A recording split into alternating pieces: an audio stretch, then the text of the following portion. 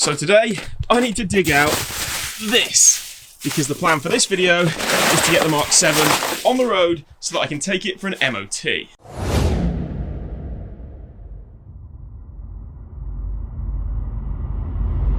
Now, I can already see those of you that have watched the last video making a beeline for the comment section to ask why I want to get the Mark 7 on the road after what we found out at the end of the last video, so let's explain. In the last video, I replaced the clutch and got the car moving under its own power, which was a massive step forward. But the victory was bittersweet because while I was driving the car around, I noticed an awful lot of white smoke coming out of the exhaust. Now, I'm guessing it was obvious from my reaction that I know that that is not good, but you guys were really quick to jump into the comments and make some really good suggestions as to what could be causing it. Thick white smoke coming from the exhaust generally means one thing, and that's coolant or water being burnt off. Now, normally straight away you'd think head gasket, but in this case I've replaced the head gasket. The head was machined and the block was tested. It was flat and true, so I don't think there's any problem with the seal between the cylinder head and the engine block. The cylinder head is my biggest concern because although I've had it skimmed and pressure tested, there's a possibility there could be a hairline crack somewhere that wasn't picked up. Another possibility, I'm thinking maybe internal damage to the turbo where the coolant that cools the turbo is leaking into the exhaust port, maybe. And then the final possibility that I'm thinking is maybe there's condensation or water sitting in the exhaust, and as that heats up, it's burning that off, and that's why I'm seeing the white smoke. I'm hoping that's what it is, but I need to be able to drive the car around to see if that clears it out.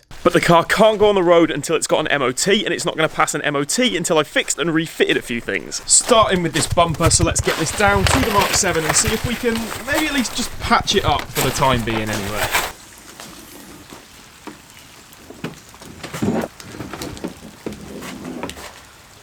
I think I'm going to need a bigger car.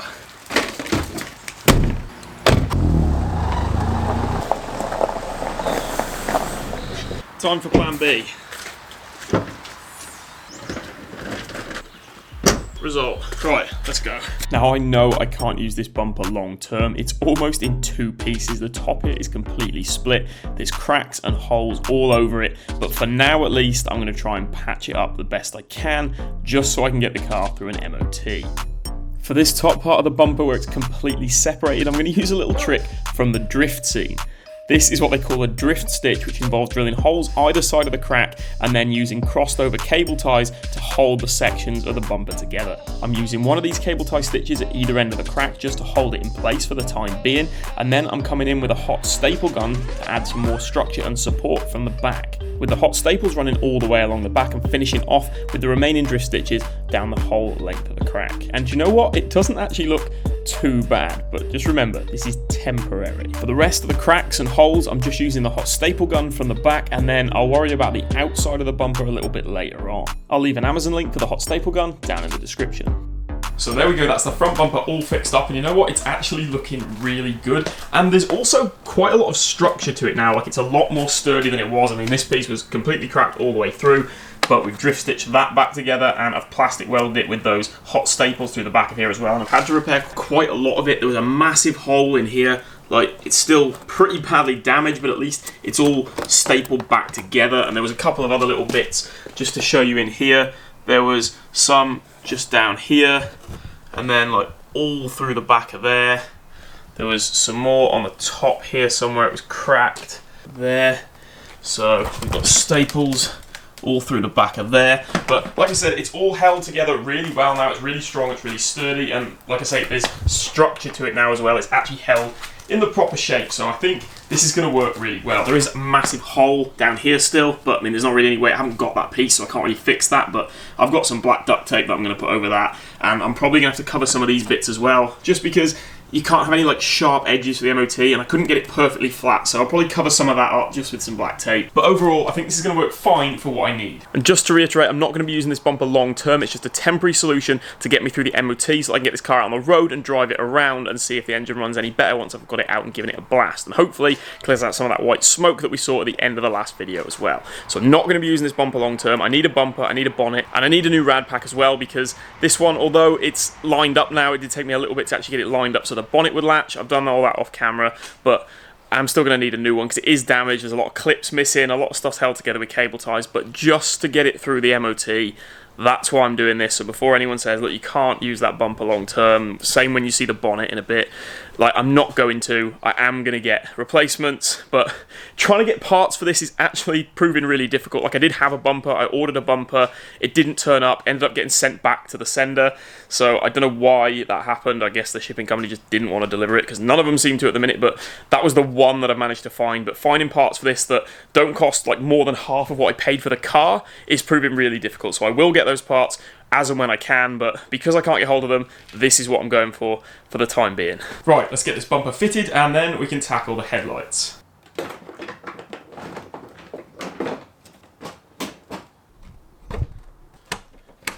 If anyone's got the number for Mr. Tickle to help me tighten these up, then can you just drop it in the comments?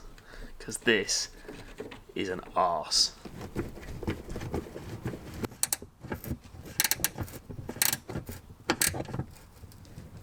Right, that's the front bumper fitted.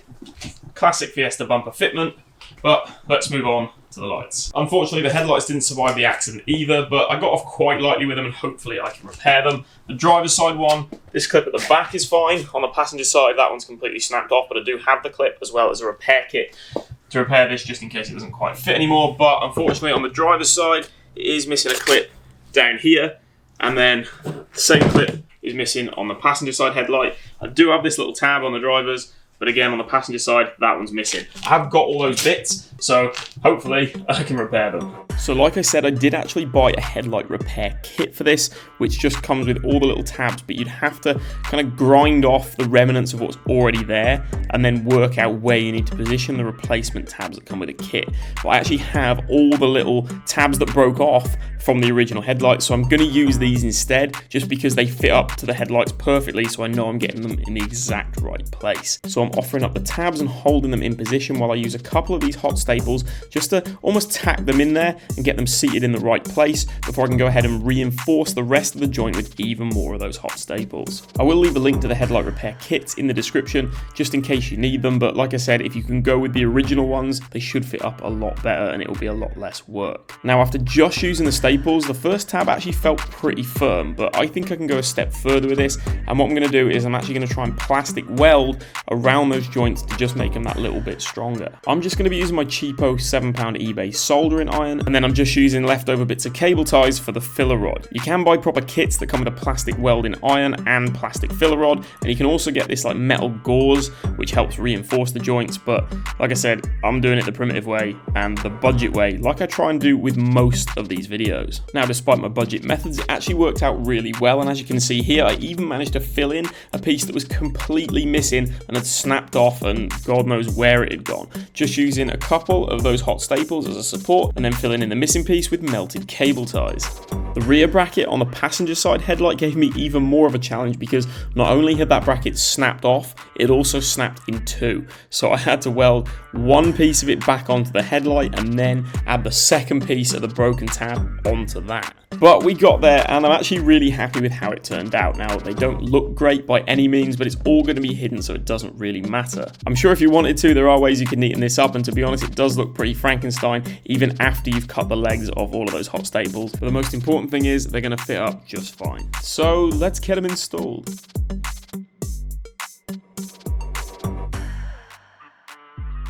With the lights back in, I'm refitting the bonnet, and come on, a one-man bonnet install has got to be worth a like.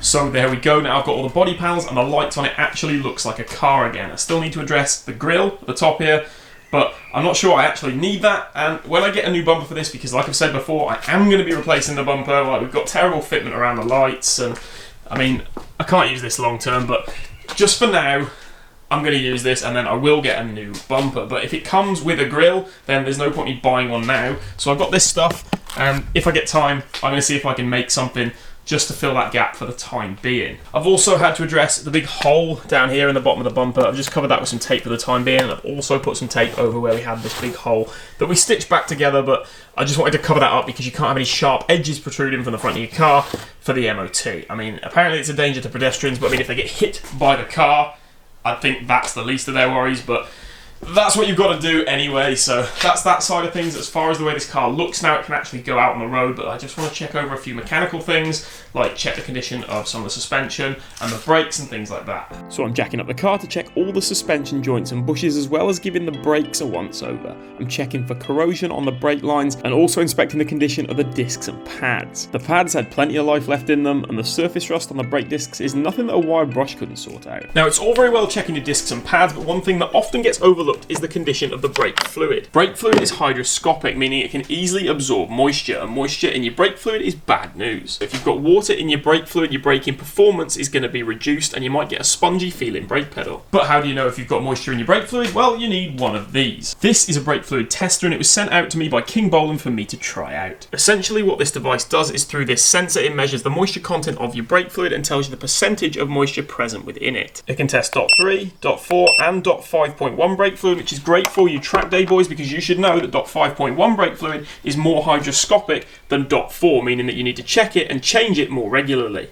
Now I'm just trying to get this car ready for the road, so .4 it is. So now all we need to do is lower the sensor into the brake fluid, and immediately we get a reading on the screen which tells us we're between 1 and 2% moisture content, which is okay. So the brake fluid in the car is perfectly okay, but I've thought of another great use for this brake fluid tester. Now, if you're like me and you like doing work on your own car, then you've probably got a couple of open bottles of brake fluid lying around. Brake fluid, once it's open, has a very short shelf life, so it's a good idea to check these out and make sure that these are still okay to use if they've been sitting for a long period of time. The brake fluid tester can quickly tell us if these bottles have absorbed an excessive amount of moisture while they've been sitting. And the first bottle is perfectly fine. So let's check out the second bottle. And as you can see, the moisture content in this one is way too high, so we definitely don't want to use that bottle again. So I know I can't use this again, so I'm just going to leave myself a nice little reminder that this needs to be recycled. So there you go, that's a great way to check not only the fluid that's in your car, but also any bottles that you might have lying around that have been open for a little while, so you know whether you can use them or whether you need to get rid of them. I want to say a huge thanks to King Bolin for sending this out to me, and there'll be a link in the description, and if you use the discount code on screen, you can get yourself a little bit of money off if you wanted to pick one of these up for yourself. Also, be sure to check out their website and check out the other tools that they've got on offer. So I want to say a huge thank you to King Bolin for sending the brake fluid tester out for me and for helping me get the car ready for its M.o.T. I'm pretty happy with how the brakes and the suspension are for the time being, so the next thing that I want to do is not something you have to do for the M.o.T. by any means, but I always think it might give you the edge ever so slightly if the car is clean, so I'm finally going to give this thing a wash. Now I know that whether the car's clean or dirty, it's not going to have any bearing on whether or not you pass your MOT, but nevertheless I wanted to give this car a clean because look at the state of it. It is absolutely filthy. It's been sat for over 2 years and I don't even know when the accident happened and how long it was up for auction, so it's about time this thing had a clean.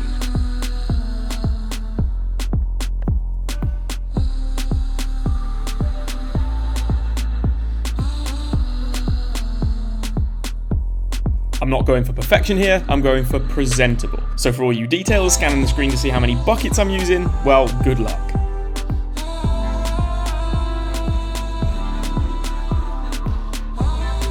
Oh, and I thought it was probably also a good idea to remove this glaring reminder of this car's former life.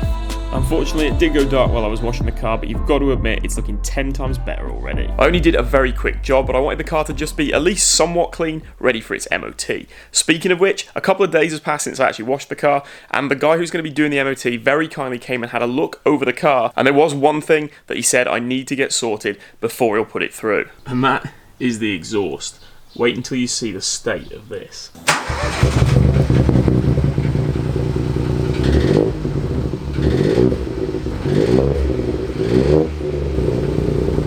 Now, I already knew the exhaust sounded terrible, but I thought it was just because of what had been fitted, and I use the term fitted very loosely. Now, I knew the car had had the back box removed and just replaced with a piece of pipe, but I had no idea that they'd done this. Look at the state of how they've tried to attach this thing. You see what I mean by the term loosely fitted now? Like, look at the state of it and the knocking. It's terrible. Now, I don't know about you guys, but I think I know exactly who's done this. Now, I've been trying for well over a week to find a standard back box to replace it, but no one's either got one or is willing to actually sell me one. I've messaged so many people, they either don't get back to you, or a company says they've got one, like a Breakers, they say they've got one, and then they just never get back to you on a price or when to come and get it or anything like that. So I've had an absolute nightmare trying to find parts again for this thing. I can't find body panels, I can't find rad packs, I can't find exhaust parts, like all standard bits that you'd think for... Is it not the most sold car in the UK, the Fiesta? Like, you'd think there'd be parts available, but I just can't find them unless people want the earth for it, like more than what I paid for the car. It's crazy trying to find parts for these things, but we've got a solution. And my solution is a full stainless 2.5-inch power flow exhaust system for the 1 litre EcoBoost. Now this is actually a decat system. I think this is separate because this is an AirTech decat. I won't be using this, but luckily this system is modular, so I've got all the bolt-on flanges, so I can hopefully just use the bits that I want. So it's got a back box, no resonator in this one, but I'm hoping most of the muffling is done by the back box and it won't be too loud. If it is, that's a nice straight piece of pipe. I'm sure I can get someone to weld some sort of silencer or resonator into that if I need it, but for the M.o.T, those two bits should be fine. It might be a little bit loud, but it'll go through the M.o.T, no problem. All the hangers are intact. Like I said, all stainless steel, so this is the solution, and I'm pretty sure it's going to bolt up just fine. Shout out and a huge thank you to Roger once again for finding that and picking it up for me from South Wales. And if you guys remember, Roger is your go-to guy for all the LED conversions for Mark 6s, and he's going to be starting to do Mark 7 stuff as well in the near future, so keep an eye out for that. He's got a Facebook page now as well. There'll be a link in the description, so if you want any LEDs doing, go hit Roger up. But this video is not about LEDs or the Mark 6, so let's get the exhaust system off the Mark 7. First, I removed the stupid brace, which probably won't go back on once we fit the new exhaust, and then it was off with all the clamps, hangers, and those god-awful metal zip ties that someone had tried to hang this exhaust with in the past. I unbolted the mid-pipe from the downpipe, but unfortunately there was too many bends for me to be able to wriggle the whole exhaust out as one. I tried to separate the tailpipe from the mid-pipe, but I think someone had tried to weld it, probably to stop it from blowing because it was just one of those stupid sliding fit joints with a clamp. I doubt this mid-pipe is ever going to be of any use, so I decided to chop it, making sure that I can still save the tailpipe, just in case anybody might actually want it, because it is to some people's taste, just not mine. The beauty of this replacement system, which is actually ProFlow, not PowerFlow like I said earlier, is that it comes in sections so I can fit it one piece at a time, and the bolt-on flanges mean that I can use new gaskets and I'm unlikely to get any leaks. Overall, I'm super happy with this exhaust system. It was so easy to fit, it sits really well, it doesn't knock or rattle at all. There's just one thing left that I need to check, and that's how it sounds.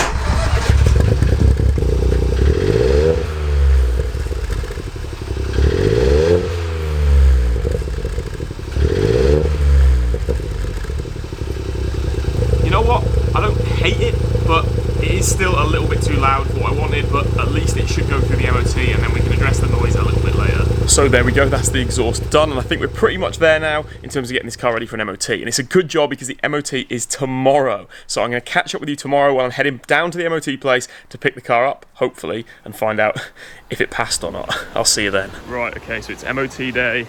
I've just finished work and I'm just walking down now to, well, hopefully pick up the Mark 7. So let's go and find out if she's passed. There she is. Fingers crossed. Okay, so it looks like they've gone home already, but keys are in it, so here we go. There's some paperwork on the seat. Come on, please. Please. Oh, it's in Welsh. Passio, that must mean pass. Please tell me Passio means pass in Welsh. Yeah, okay, so the car passed, and there's actually no advisories either, so that is awesome. I'm so happy. Like, obviously, like I said earlier, they did look over it for me first and just see if there's anything they could see straight away, and like I said, the exhaust, like that definitely needs sorting. We've done that, and we've got the pass, so that is such good news. I'm so happy about that. And I've just sorted out the tax and insurance, so I'm ready to go and drive the car. So I'm not going to film anything else today. I might just do a little bit when I get back home, but for now I'm just going to go with this car a few miles just to see what it's like, because as of yet the furthest I've driven it is from my mum and dad's, which is like not far from here, to the M.o.T test, and that's all I've done. So I'm going to go and give this car a little bit of a drive. I'll let you know how I get on briefly when I get home, but other than that, that's probably going to do it. So I'm just going to go and enjoy the car, and I'll catch up with you a little bit later.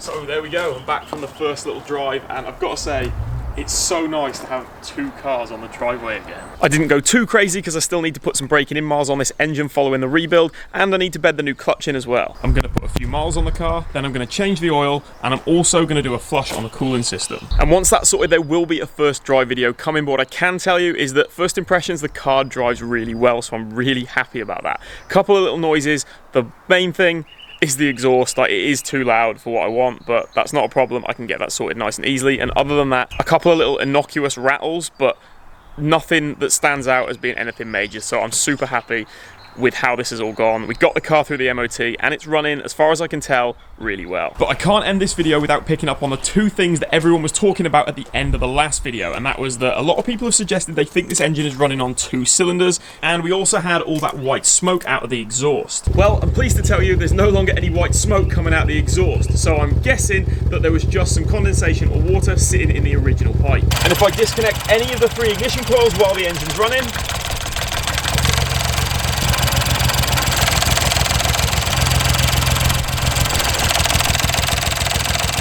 there's a clear change in the way the engine runs when I disconnect any of the coils, so that tells me that it is in fact running on all 3 cylinders. Now, I don't know how it comes across on camera, but in person it definitely sounds a hell of a lot better than it did when we first started this engine up. It's not shaking or rattling as much as it did either, so I think we're definitely getting somewhere with it, and I don't think it was as drastic as what some people were saying. But only time will tell, and speaking of time, I know this has been a bit of a long one, so that is going to be the end of this video. Oh, and I nearly forgot to show you guys my little custom-made grill. Not bad, huh?